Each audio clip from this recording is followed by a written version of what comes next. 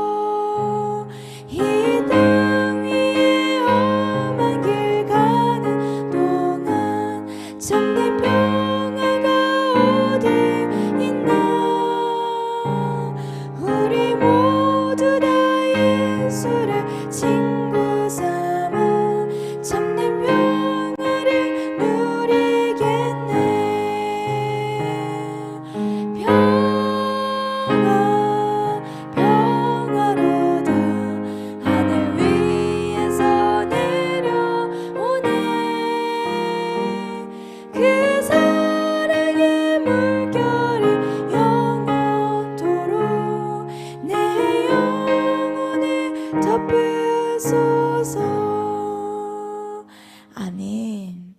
창세기 2장 7절에서 17절 말씀 보겠습니다.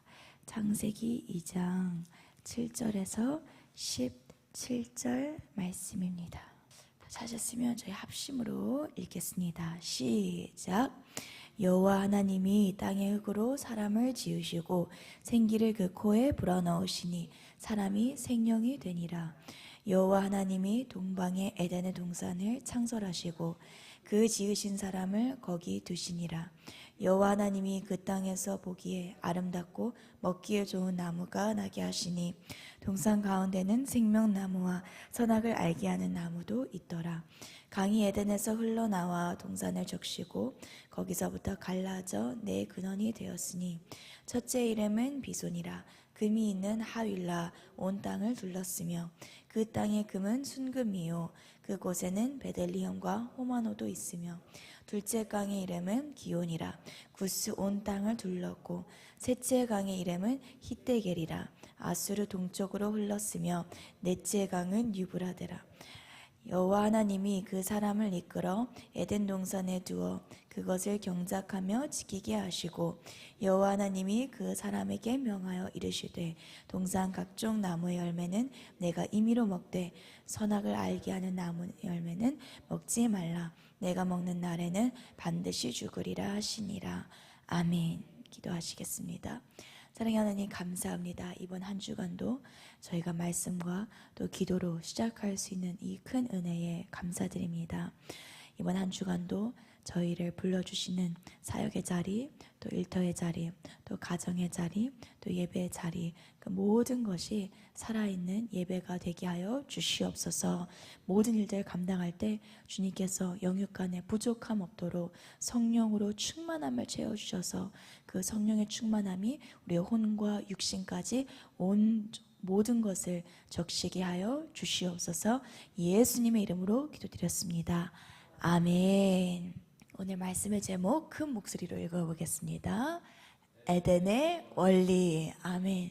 그래서 저희가 지난주에는 배필의 원리에 대해서 나눴고 오늘은 에덴의 원리에 대한 말씀을 나누고자 합니다. 하나님이 아담과 하와를 창조하시고 이들을 어디에다가 두셨나요?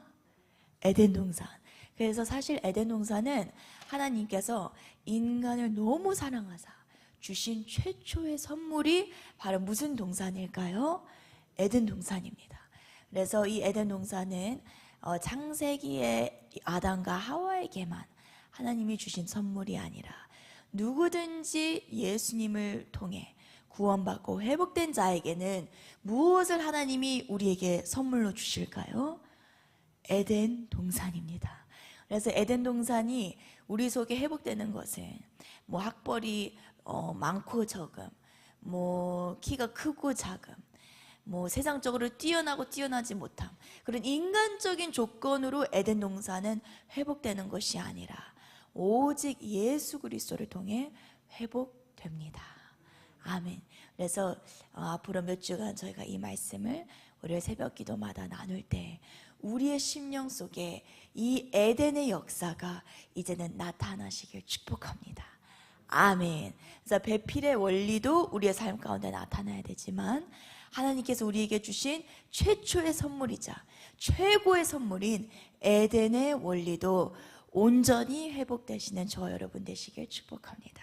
아멘. 그래서 이 에덴의 원리에는 크게 두 가지를 하나님께서 주셨습니다. 그래서 이 에덴의 원리는 크게 두 가지로 작동하는데 첫째는 바로 4대 무엇일까요? 강입니다. 그러니까 첫 번째는 하나님이 강으로 에덴을 지으셨어요. 그리고 두 번째는 나무로 지으셨는데 이 두 나무는 무엇일까요?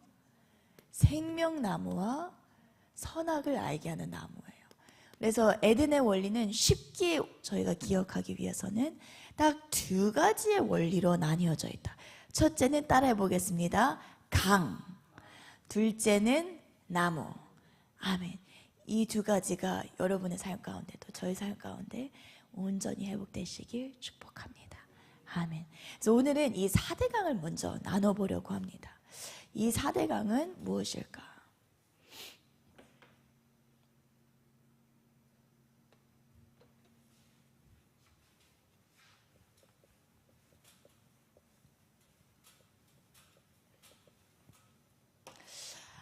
오늘 본문 말씀에 보면 에덴 동산에는 총 4개의 강줄기가 흐른다고 나와 있습니다. 그 첫 번째가 무엇인가요?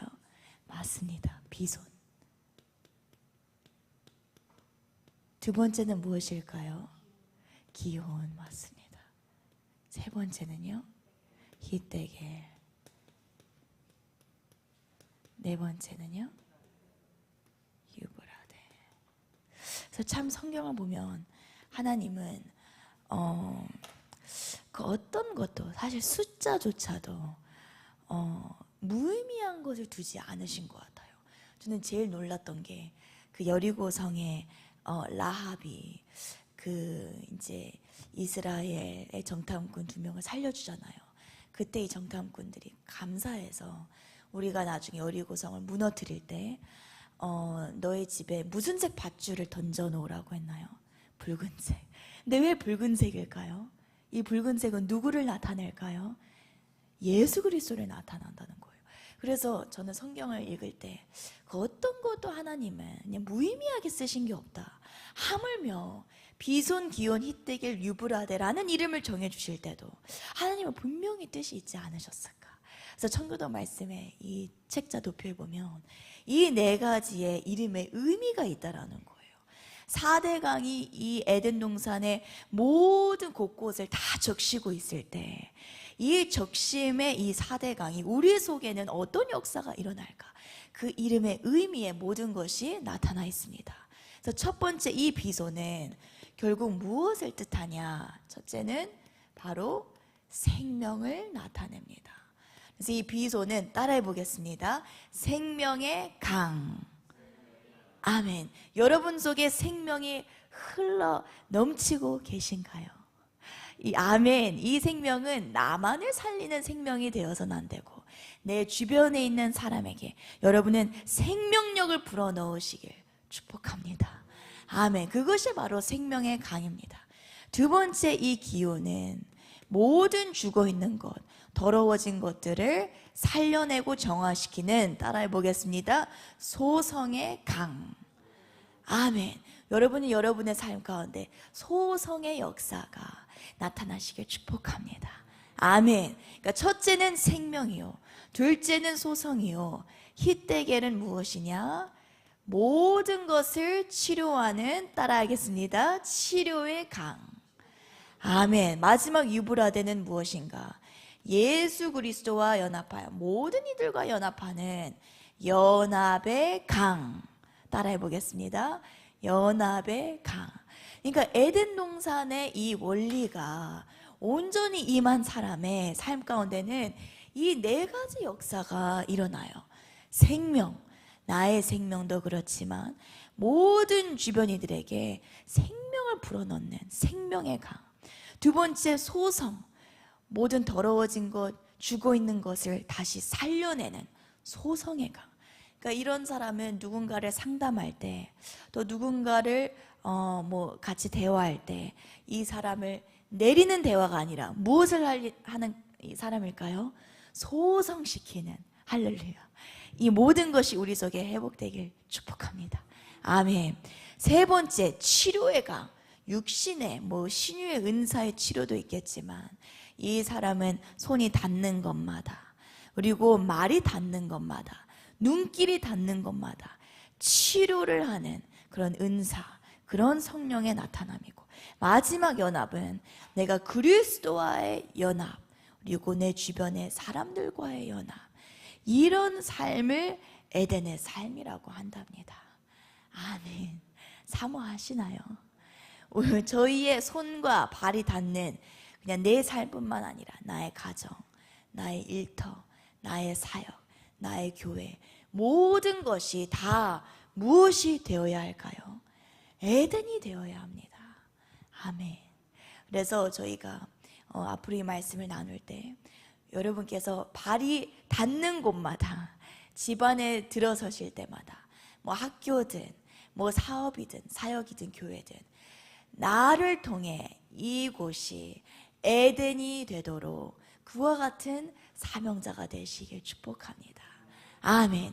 이제는 배필, 나 하나 예수님 만나서 배필의 역사가 터지는 것 이상으로 이젠 그리스도의 몸을 만들어 나아갈 때는 반드시 우리가 어딜 가든 에덴의 대로가 이젠 열리기 시작해야 합니다. 아멘. 모든 것이 에덴, 에덴은 이 세상에 뭐 돈이 많고 적음, 세상의 조건들이 맞춰져서 에덴이 되는 게 아니라 가장 빈곤하고 돈 없고 부족하다 할지언정 이 사람 속에 에덴이 흐르기 시작하면 그곳은 창세기 1장의 에덴 동산처럼 된다는 것입니다. 아멘. 그러니까 여러분의 상황이나 어떤 형편이나 어떤 부족함을 보지 마시고 내 속에 오늘 이 에덴의 원리가 회복된다면 창세기 1장의 그 에덴 동산이 여러분 속에 회복된다는 것을 꼭 믿으시길 바랍니다. 아멘. 그래서 이 4대강 에덴이 흐르기 위해서는 성경 계시록 22장 말씀을 보면 창세기에서는 이 4대강이 무엇을 중심으로 흘렀냐면 생명나무를 중심으로 흘렀습니다. 생명나무. 이 생명나무를 통해 이 4대강이 흘렀다면 요한계시록 22장 1절 말씀에는 이 생명나무는 곧 어린 양의 보좌라고 나와요. 무슨 보좌일까요? 어린 양의 보좌. 그리고 선악과는 누구의 보좌를 의미하는지 아세요? 하나님의 보좌예요. 그러니까 하나님이 에덴 동산에 두 나무를 두셨잖아요. 여기서 선악과는 하나님의 보좌를 뜻하고 이 생명나무는 누구의 보좌를 뜻할까요?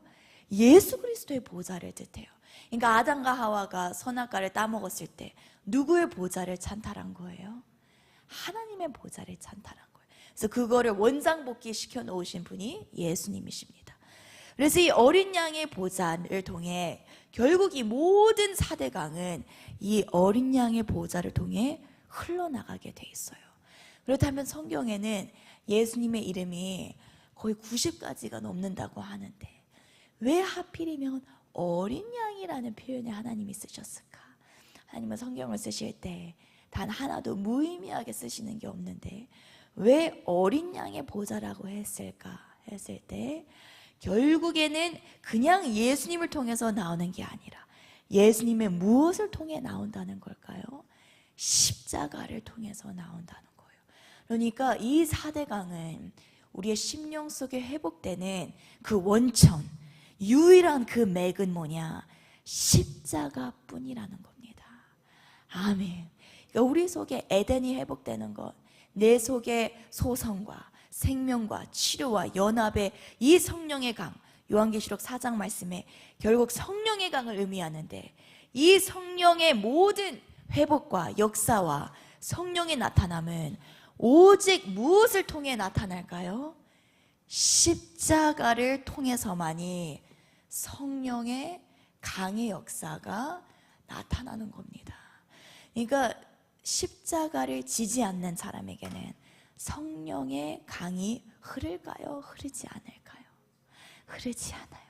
십자가를 가볍디 가벼운 십자가 목걸이 같은 거 하나 등에 들쳐맨 사람과 무겁디 무거운 엄청 무거운 예수님이 지신 그 십자가를 지는 사람과 누가 더 성령의 강이 흐를까요? 큰 십자가일수록 성령의 강이 더 큽니다. 그래서 저는 옛날에 그 90년대 때 한획을 그으신 베니 흰이라는 목사님이 계세요. 들어보신 분들 계시겠지만 예언과 신유와 성령의 은사가 정말 충만하신 분이세요. 그래서 정광 목사님도 이제 젊으셨을 때 베니 목사님 책도 많이 읽으시고 이제 집회도 한 번쯤인가 참석해 보셨다고 합니다.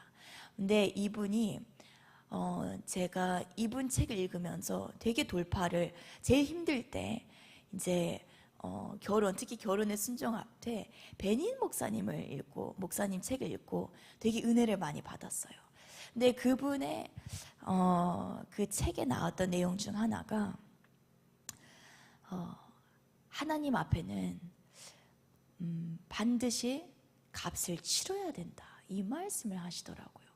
그 뜻이 뭐냐? 성령의 충만함을 받고자 한다면, 성령의 은사를 받고자 한다면, 성령의 나타남을 사모한다면 앞으로 사역을 할 때 주님이 동행하심, 능력이 나타나는 것을 원한다면 뭐를 치러야 된다고요? 값을 치러야 된다는 거예요. 그래서 저는 그동안 신앙생활을 하면서 그냥 우쭈쭈쭈쭈 그래 너무 잘하고 있어 그 기도하면 돼 열심히 하면 돼 이렇게 격려만 사실 저희가 많이 받잖아요. 그런데 그 목사님의 책을 읽을 때는 너무 냉정한 거예요.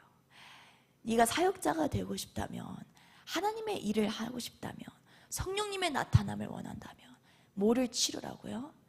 값을 치르라는 거예요. 때로는 그것이 고난이 될 수도 있고, 또 그분 같은 경우에는 기도를요 하루에 7시간을 넘게 매일같이 수년을 하셨어요. 하나님 그렇게 시키신 거예요. 매일같이 육신을 치시면서 그렇게 하시고, 아무튼 제가 딱 그 책을 읽으면서 은사가 나타나는 데는 이유가 있구나. 하나님은 공평하시구나. 마찬가지로 성령의 강, 여러분 속에, 우리 속에 이와 같은 역사가 나타나려면 반드시 우리는 무엇을 져야 될까요? 십자가를 져야 돼요. 하나님은 공평하세요. 조용기 목사님, 정광훈 목사님, 또 저희들의 멘토해 주시는 양준원 목사님, 김은아 목사님, 전부 다 무엇을 지셨을까요? 그 십자가의 크기만큼 성령의 역사가 나타나는 거예요. 할렐루야, 아멘. 그러니까 저희는 십자가를 그냥 내가 주님 앞에 순종해야 되는 것, 그것 이상으로 우리가 일평생을 우리는 이 십자가를 가까이 해야 하고, 가까이 할 때 따라오는 고난들이 있어요. 그냥 나의 문제로 찾아오는 고난이 아니라 내가 주님을 위해 받는 모든 고난들, 우리가 그 값을 치르고 내가 그것을 통해 기뻐하고 감사하고, 그 고난이 오히려 나를 더 주님 앞에 더 가까이 하게 할 때 우리의 삶에는 성령의 강이 폭포수처럼 임할 줄 믿습니다. 아멘. 그러니까 저희가 요셉학교에서 이 아이들을 기를 때도, 이 아이들이 나가서 많은 대우를 받고 세상에 물론 하나님이 주신다면 영광도 누릴 수 있겠지만, 가장 중요한 건 뭐냐? 그 값을, 이 십자가가 얼마나 무거운지를 알고 이 값을 치를 수 있는 자들로 만드는 게 가장 중요하다고 생각을 합니다. 여러분은 어떠신가요? 여러분도 여러분의 삶 가운데 여러분 앞에 놓여진 작은 십자가부터 갈수록 커진 이 모든 십자가에 대해 주님과 연합되는 게 진짜 이런 느낌이구나. 저희가 천국 갈 때 예수님을 딱 만날 때 누가 제일 눈물을 많이 흘릴까요? 십자가를 많이 진 사람이 제일 눈물을 많이 흘릴 거예요. 그리고 누가 제일, 예수님이 누구를 가장 안아주시고 위로를 해주실까요? 주님을 위해 십자가를 가장 많이 진 사람을 하나님이 위로를 해주시겠죠. 그래서 전 때로 그런 생각이 들어요. 나중에 정가 목사님께서, 이제 하나님께서 연세가 많이 드셔서 부르실 때에, 예수님께서 딱 천국문에 들어가실 때 목사님을 딱 안아주실 때 얼마나 그 마음에 그 위로를 하나님께서 다 해주실까, 이런 생각이 들더라고요. 여러분도 천국문 앞에 하나님께, 주님께 책망받는 저희가 아니라 위로를 받는 저 여러분 되시길 축복합니다. 아멘. 그래서 모든 것은 이 십자가인데, 오늘 이 말씀을 이제 마무리하면서 이제 그런 생각이 들었어요. 점점 더 예수님과 연합이 되고 이 십자가 앞에 순종하는 삶을 살아갈 때 이 성령의 강이 한 사람에게 어떤 식으로 나타나냐 했을 때, 에스겔서 47장 말씀이 가장 대표적이라고 생각을 합니다.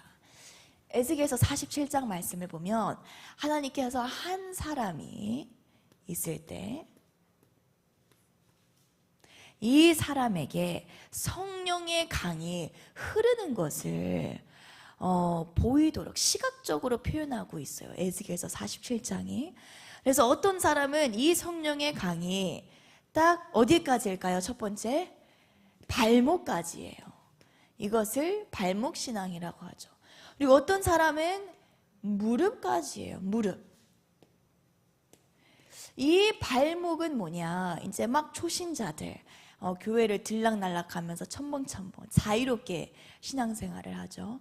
그리고 이 무릎은 어느 정도 이제 신앙생활을 하는데 이제 조금씩 목사님 말씀이 들려오기 시작하면서 이거는 잘못된 거구나 조금씩 깨달아지고, 세 번째는 무엇일까요? 허리의 신앙입니다. 이 허리의 신앙은 이제는 하나씩 십자가 앞에 내가 나의 독립된 자아를 하나씩 바치기 시작하는 그런 단계예요.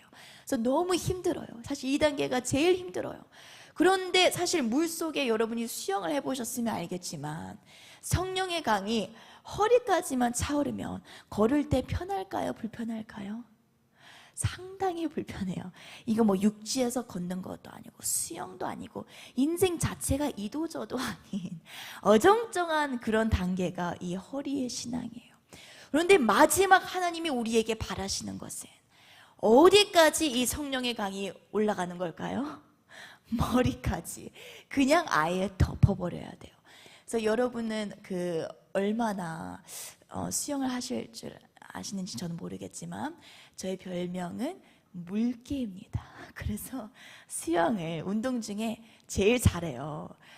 왜냐하면 너무 혹독하게 김은아 목사님께서 수영팀에 넣으셔가지고 이 머리까지 차오를 때는요, 이제는 발로 디디는 게 오히려 더 방해가 돼요. 발로 딛고 싶어도 디디면서 가는 게 마음이 더 편할 것 같죠? 아니에요. 인간의 자아, 인간의 생각, 이 나의 뜻, 나의 어떤 생각들, 나의 판단하는 것들, 이것들을 의지하는 것이 오히려 머리에 완전히 성령 충만할 때는 이것이 더 방해가 된다는 거예요. 그래서 머리까지 찬 사람은 이 모든 것을 사도 바울처럼 배설물로 여기고 온전히 성령의 강에 온몸을 맡기면서 뭘 하기 시작할까요? 수영을 해버리는 거예요. 그래서 이런 사람은 어떤 순종이든 어떤 환경이든 어떤 장소든 간에 그냥 자유함, 성령의 나타남, 능력 행함, 연합, 소성, 생명의 강, 이 모든 것을 누리기 시작하는 겁니다. 할렐루야. 그렇다면 이 성령의 강, 여러분은 지금 어디쯤 와 계신가요? 아직도 뭔가 좀 불편한 것들이 있고 힘든 것들이 있고 나를 끌어내리는 것들이 있다면 어차피 우리의 목표는 여기고 여기로 가야만이 이 모든 것이 이제는 버려지게 돼 있습니다. 자동적으로 버려지게 돼 있어요. 여기까지 가면 더 이상 발을 닿고 싶어도 수영장에 발이 닿아질까요? 안 닿아질까요? 닿아질 수가 없어요. 그러니까 제가 항상 신앙생활하면서 저도 느끼는 게 오히려 이런 것들에 집중하면 이런 거에 집중하면 절대로 여기까지 찰 수가 없더라고요. 오히려 이것을 이겨낼 수 있는 방법은 십자가의 순종을 통해 계속 무엇을 그냥 채워야 돼요? 물을 채워야 돼요. 성령을, 샘을. 할렐루야. 성령의 물을 채우다 보면 어느새 발이 물속에서 떠있기 시작합니다. 그래서 오늘 말씀을 마치면서 우리는 모두 다 저희는 어디까지 가야 될까요?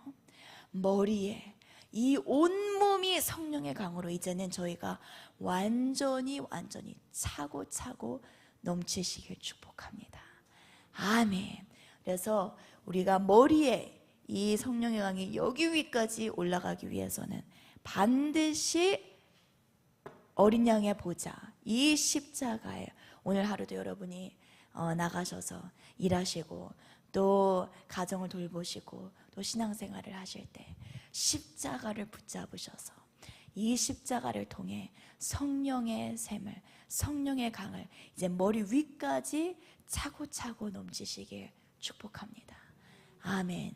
오늘 마지막 찬양 우리 함께 기도회 찬양하시면서 기도하도록 하겠습니다.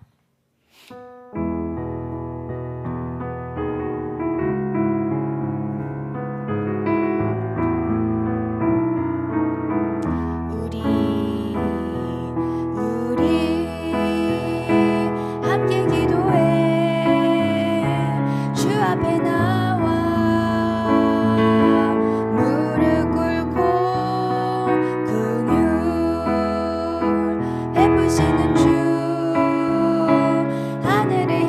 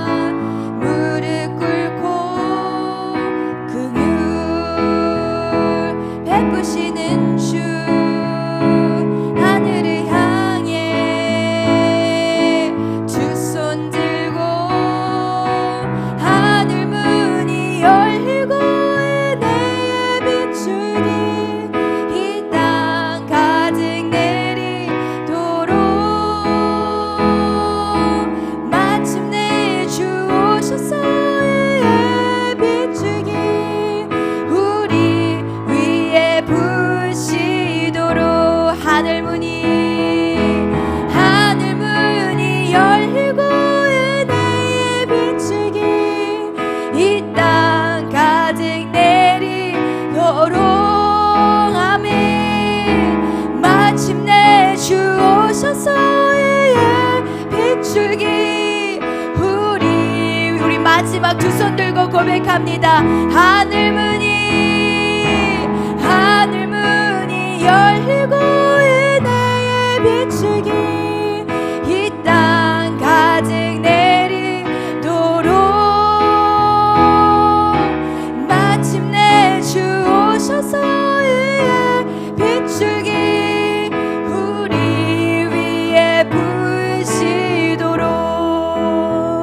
아멘. 오늘 아침 저희 기도하실 때 첫 번째는 하나님 우리의 삶 가운데에 성령의 강이 차고차고 넘칠 수 있도록 이제는 값을 지불하겠습니다. 주님, 기도의 자리에 더욱더 주님 그 자리를 사수하여서 기도하겠습니다.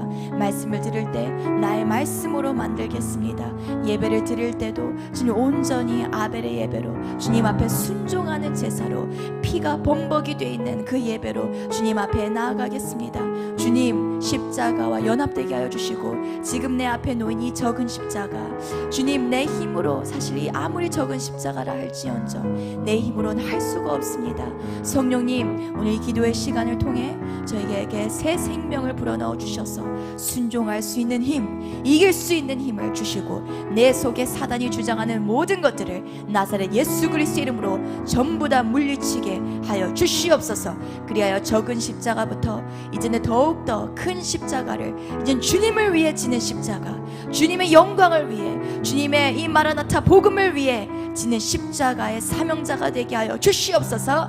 두 번째는 날마다 저희들을 영육간에 또 양육해 하여 주시는 정광은 목사님, 또 양준원 목사님, 또 김은환 목사님, 모든 청교도 목사님들 영육간의 강건함을 위하여서 기도합니다. 주님 영육으로 날마다 강건케 하여 주시고 사역의 모든 것들 주님께서 채워주시고 부어주시고 충만케 하여 주시옵소서. 또 마지막 세 번째는 대한민국을 위해서 기도합니다. 주님 대한민국과 한국교회 주님께서 우리의 기도 제목에 두어주셨으니 이 큰 은혜에 감사드립니다. 한 시대를 살아가는 동안에 나라와 민족을 위하여서 주님 저희를 사용하여 주시고 저희 가정과 저희의 교회와 저희의 학교와 저희의 모든 주변인들을 주님께서 귀하게 사용하여 주시옵소서. 이 세 가지를 놓고 이 시간 주여 삼창 외치시며 기도하시겠습니다. 주여